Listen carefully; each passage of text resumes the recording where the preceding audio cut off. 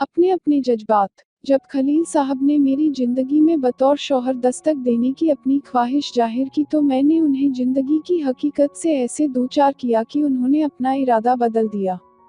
रात 11:30 बजे मोबाइल बज उठा। हेलो, कौन? जी, मैं खलील, अस्सलाम अलैकुम। वालेकुम अस्सलाम, उतनी ही गर्मजोशी से मैंने जवाब दिया। जी फरमाए। आप बेटी की शादी कब तक करेंगी? फिलहाल तो वह बीएससी फाइनल की परीक्षा दे रही है, फिर बीएड करेगी, उसके बाद सोचूंगी। इसके बाद दूसरी बातें होती रहीं। जेहन के किसी कोने में बीती बातें याद हो उठी। 6 सालों से मैं खलील साहब को जानती हूँ। खलील साहब रिटायर्ड इंजीनियर थे। अक्सर अपनी बीवी के साथ शाम को टहलते हुए मिल जाते। हम तीनों की दोस्ती, दोस्ती का मतलब समझने वाले के लिए जिंदा मिसाल थी और खुद हमारे लिए बायसे फक्र। हमारी दोस्ती की शुरुआत बड़े ही दिलचस्प अंदाज से हुई थी। मैं खलील साहब की पोती शिबा की क्लास टीचर थी। एक हफ्ते की उसकी गैरहाजिरी ने मुझे उसके घर फोन करने को मजबूर किया। दूसरे दिन बच्ची के दादा दादी यानी खलील साहब और उनकी बेगम क्लास के सामने खड़े थे।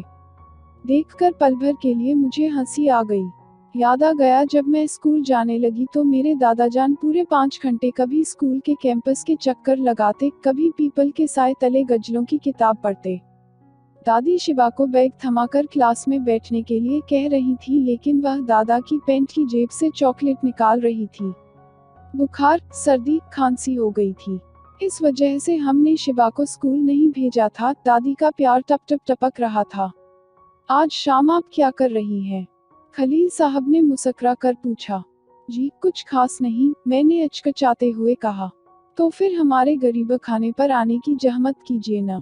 आपकी स्टूडेंट का बर्थडे है, बेगम खलील की मीठी जबान ने आकर्षित किया। इस मुलाकात के बाद पिछले 6 सालों में हमारे बीच स्नेह की ढेरों कड़ियां जोड़ती चली गई। हर एक मुलाकात खलील साहब अपने तीनों बेटों के पास 4-4 महीने रहकर रिटायर्ड लाइफ का पूरा मजा लेते हुए उनके बच्चों के साथ खेलकर खुद को नौजवान महसूस करते थे। वे अपनी बेगम से सिर्फ नींद के वक्त ही अलग होते, बाकी का वक्त बेगम के आसपास रहकर गुजारते। दो जिस्म एक जान। पूरे 34 साल का लंबा दुर्गम जिंदगी का सफर तय करते हुए दोनों एक दूसरे की रग रग में समा गए थे। शीरी फरहाद, लैला मजनू जैसे जाने कितने नामों से उनकी मोहब्बत पुकारी जाती। जब भी शिबा के घर आते उन दोनों की हर शाम मेरे नाम होती।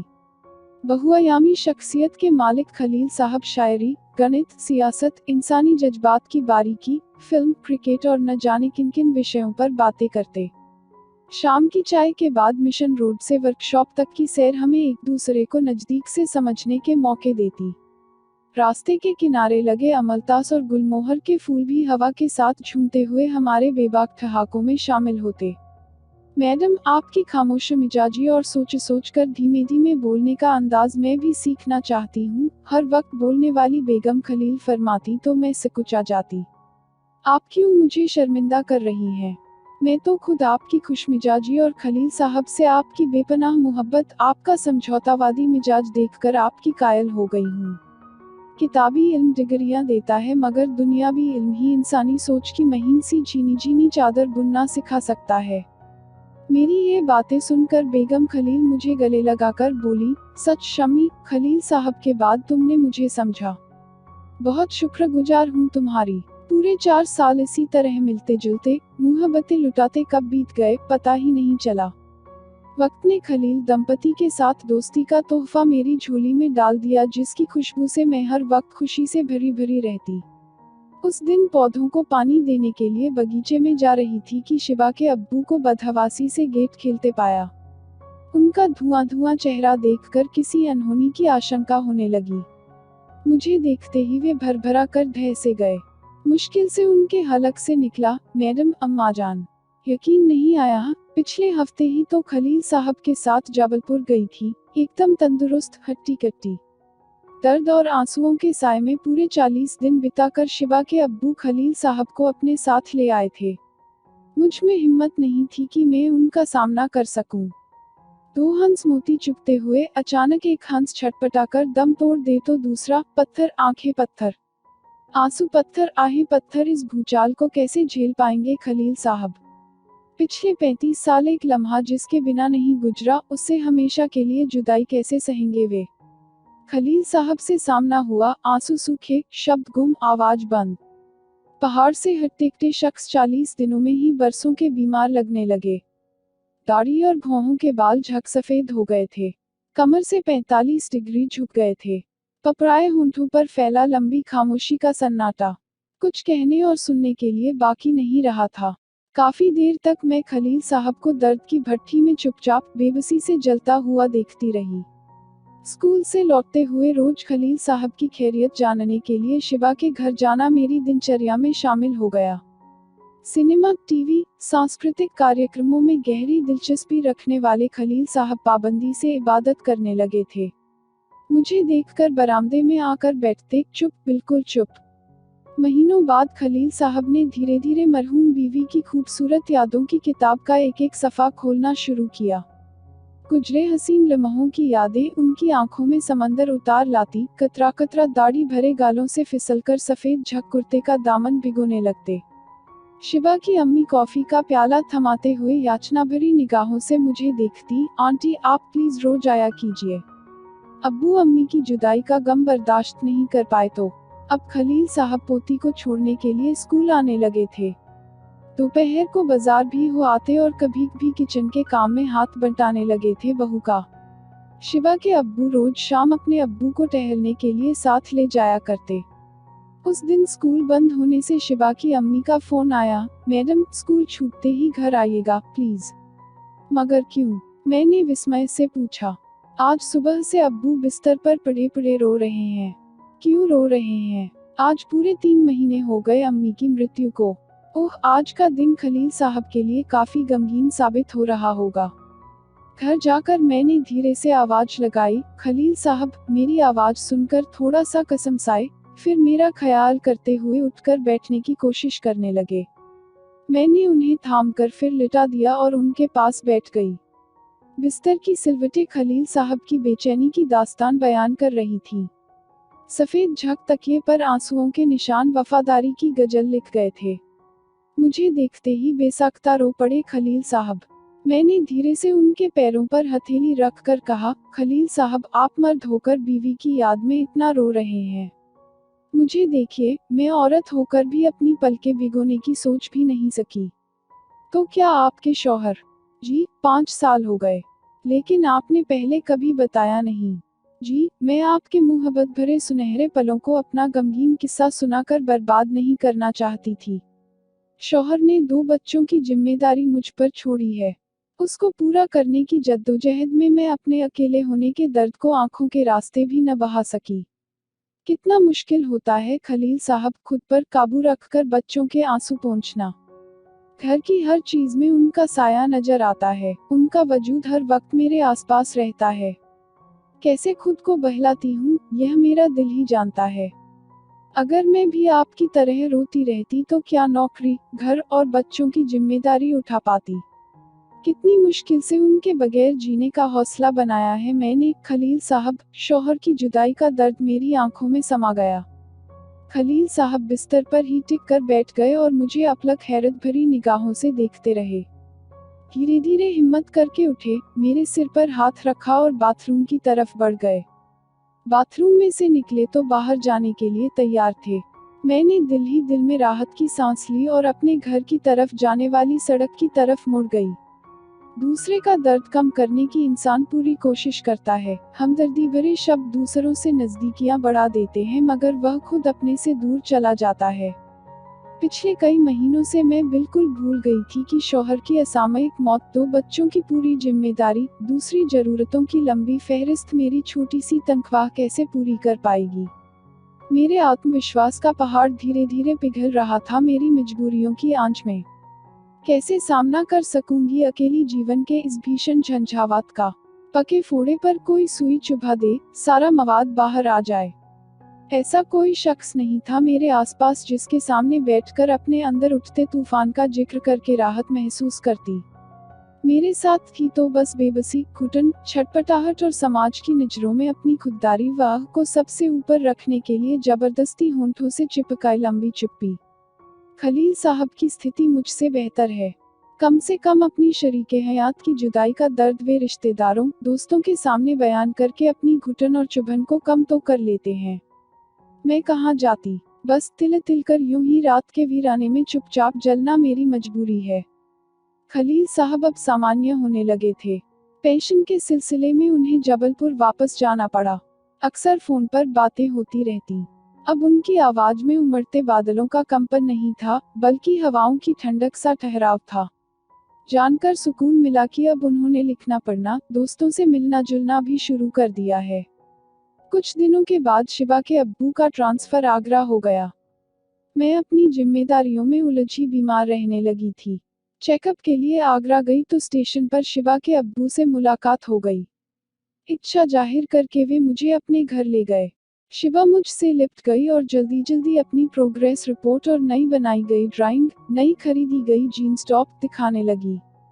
सर्दी की शामों में सूरज बहुत जल्दी क्षितिज में समा जाता है। मैं वापसी की तैयारी कर रही थी कि कॉलबेल बज उठी। दरवाजा खुला तो एक बेलौस ठहाका सर्द हवा के झोंके के साथ कमरे में घुस आया। खलील साहब कोट पैंट और मफलर में लदे फिंदे, आंखों पर फोटोक्रोमिक फ्रेम का चश्मा लगाए सूटकेस लिए दरवाजे के बीचों बीच खड़े थे। ओहो खलील साहब, आप तो बहुत स्मार्ट लग रहे हैं, मेरे मुंह से एकाएक निकल गया। यह सुनकर शिवा की मम्मी होंठों ही होंठों में मुस्कुराईं। आपकी तबीयत खराब है और आपने खबर तक नहीं दी। यह तो दोस्ताना रिश्तों की तौहीन है, खलील साहब ने अधिकारपूर्वक कहा। खलील साहब, यह दर्द, यह बीमारी, बस यही तो मेरी अपनी है। इसे भी बांट दूंगी तो मेरे पास क्या रह जाएगा जीने के लिए, मैं कहते हुए हंस पड़ी, लेकिन खलील साहब गंभीर हो गए। स्टेशन तक छोड़ने के लिए खलील साहब भी आए। स्वभावतया बच्चों की पढ़ाई और दूसरे मसलों पर बात करने लगे। ट्रेन आने का अनाउंसमेंट होते ही कुछ बेचैन नजर आने लगे। मैडम, मैं आपसे कुछ कहना चाहता हूँ, मगर न तो शब्द साथ दे रहे हैं, न जबान। 65 साल के व्यक्ति को अपनी बात कहने में झिझक हो रही है। मैं हंस पड़ी। ट्रेन आ गई, सामान रखकर मैं खिड़की से टिकी। आप मुझसे शादी करेंगी? यह सुनकर क्षण भर को मैं अवाक रह गई, पर उनके मजाकिया स्वभाव से चिरपरिचित होने के कारण बेतहाशा हंस पड़ी। ट्रेन चल पड़ी और मुझे हंसता देख खलील साहब के चेहरे का रंग उड़ने लगा। ट्रेन ने प्लेटफॉर्म छोड़ दिया, मगर खलील साहब देर तक खड़े हाथ हिलाते रहे। खलील साहब के प्रपोजल को मैंने मजाक में लिया। आगरा से लौटकर मैं व्यस्त हो गई और खलील साहब के प्रपोजल को लगभग भूल ही गई। इस बीच बेटे की नौकरी लग गई और बेटी ग्रेजुएशन करने लगी। आज खलील साहब के टेलीफोन ने ठहरे हुए पानी में पत्थर फेंका। बीते वक्त की सब परतें खुलकर सामने आ गईं। उनकी खनकती आवाज फिर मेरे कानों के रास्ते जेहन को खुरचने लगी। ये तो बहुत लंबा वक्त हो जाएगा। क्यों? दरअसल आपने कहा था कि मैं लिखने पढ़ने में दिल लगाऊं। मैंने मैथ्स का एक पेपर तैयार करके अमेरिका भेजा था। वह सेलेक्ट हो गया है। मुझे अमेरिका बुलाया गया है कॉन्फ्रेंस में पेपर पढ़ने के लिए। मैंने अपने साथ आपका नाम भी दे दिया है वीजा के लिए। लेकिन मैं आपके साथ कैसे जा सकती हूँ और आपने अपने साथ मेरा नाम क्यों दिया? मैं बौखलाई। बाकायदा शादी करके, लीगल तरीके से। उनकी आवाज में वही बर्फानी ठंडक थी। मगर मेरे जेहन में अलाव दहकने लगे। उम्र के आखिरी पड़ाव में खलील साहब को शादी की जरूरत क्यों पड़ रही है? क्या जिस्मानी जरूरत के लिए, या किसी महिला के साथ दुख सुख बांटने के लिए, या बच्चों के तल्ख रवैये से खुद को अलग कर सहारा तलाशने के लिए, या तन्हाई की सुलगती भट्ठी की आंच से खुद को बचाने के लिए? किस लिए शादी करना चाहते हैं? हजारों सवाल एक दूसरे में गुत्थम गुत्था होने लगे। माफ कीजिएगा खलील साहब, अभी मेरी जिम्मेदारियां पूरी नहीं हुई। मैं यही तो चाहता हूँ कि आपकी तमाम जिम्मेदारियां, तमाम फर्ज हम दोनों साथ मिलकर निभाएं। लेकिन खलील साहब, जिंदगी के 25 साल तन्हा रहकर सारी मुसीबतें झेली हैं। इस उम्र में शादी का फैसला मुझे समाज में रहने लायक न छोड़ेगा। आप जैसी बोल्ड लेडी समाज और बच्चों से डरती हैं। जिम्मेदारी की आड़ में अपनी जरूरतों, अपनी ख्वाहिशों का हर पल गला घोंटती हैं। क्यों कतरा रही हैं आप अपने आप से? खलील साहब की आवाज में चुनौती की तीखी चुभन थी। मेरा फैसला गलत नहीं है मैडम, आप ऐसा कहकर मेरे जज्बातों का मजाक उड़ा रही हैं। उनकी आवाज का खुरदरापन मुझे छीलने लगा। खलील साहब, अगर आप इजाज़त दें तो मैं किसी ज़रूरतमंद खातून की तलाश करूं जो हर लिहाज से आपके माकूल हो। दूसरी खातून क्यों? आप क्यों नहीं? मेरी बीवी की मौत से पहले और मौत के बाद आपने मुझे जितना समझा उतना एक गैर औरत समझ पाएगी भला। लेकिन आप मुझे नहीं समझ पाए, खलील साहब। मैं जानती हूँ आप किसी से भी निकाह कर लें, आप कभी भी उसे अपनी पहली बीवी का मकाम नहीं दे पाएंगे। उसकी खासियत में आप अपनी पहली बीवी की खूबियाँ ढूंढ लेंगे। नहीं मिलने पर उसकी खूबियाँ भी आपको कमियाँ लगेंगी। जरूरत की मजबूरी में किसी के साथ दिन गुजारना और सहज रूप से बगैर होकर किसी के साथ जिंदगी बिताने में बड़ा फर्क होता है। और जिंदगी के उतार चढ़ाव, हालात के थपेड़ों ने मुझ में इतना ठहराव, हिम्मत और हौसला भर दिया है कि अब मुझे किसी सहारे की जरूरत नहीं, बल्कि मैं अपने चांदी होते बालों का तजुर्बा बांटकर टूटे हुए लोगों को संबल देकर सुकून हासिल करना चाहती हूँ। मैंने अपनी जरूरतों को खुद पर हावी नहीं होने दिया। मैं जिंदगी को अकेले ही खुशगवार बनाने के लिए सांस के आखिरी लम्हे तक कोशिशमंद रहूंगी। आपकी यह सोच ही तो मेरे दिलो दिमाग के अंधेरे को मिटाकर मुझे रोशनी देगी। जिंदगी के कुछ बचे लम्हों को किसी मकसद के लिए जीने की राह दिखाएगी। मैं अब अपने लिए नहीं, आपके और आपके बच्चों के लिए जीना चाहता हूँ। क्या अब भी आपका जवाब नहीं में होगा? यकीनन न में होगा। खलील साहब, मैं आपके ख्यालात की कद्र करती हूँ, आपके जज्बातों का दिल से एहतराम करती हूँ, मगर दोस्त की हैसियत से। दुनिया के तमाम रिश्तों से अफजल दोस्ती का निस्वार्थ रिश्ता हमारी सांसों को खुशनुमा जिंदगी की महक से भर देगा और हमें टूटे बिखरे भटके लोगों को जिंदगी के करीब लाने की कोशिश करने का हौसला देगा। दूसरी तरफ से खलील साहब की हिचकियों की मध्यम आवाज सीने में उतरती चली गई और मैंने मोबाइल बंद करके बोतल भर पानी गटगट कलेजे में उतार लिया। क्या मर्द इतना निरीह, इतना कमजोर हो जाता है? पैदा होने से लेकर मरने तक माँ, बहन, बीवी, बेटी के सहारे अपने दर्दों-गम भुलाना चाहता है। क्यों नहीं जी सकता अपनी पूरी संपूर्णता के सहारे अकेले? 6 महीने के बाद शिवा के पापा का फोन आया था। उनके शब्द थे कि अब्बू की दिनचर्या ही बदल गई है। दिन के वक्त चैरिटी स्कूल में पढ़ाते हैं, शाम को मरीजों की खैरियत पूछने अस्पताल जाते हैं और दोपहर को एक वृद्धाश्रम की बिल्डिंग बनवाने की कार्यवाही पूरी करने में गुजारते हैं।